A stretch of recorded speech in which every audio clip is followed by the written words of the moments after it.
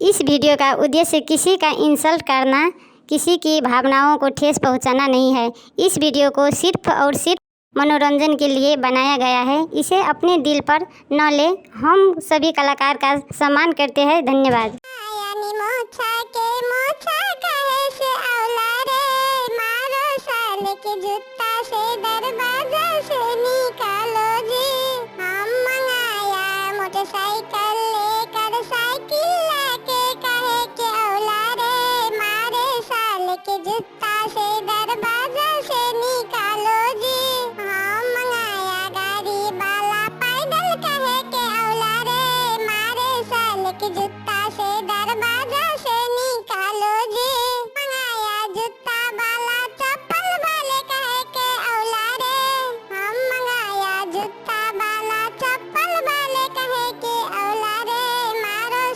जूता से दरवाजा से निकालो जी।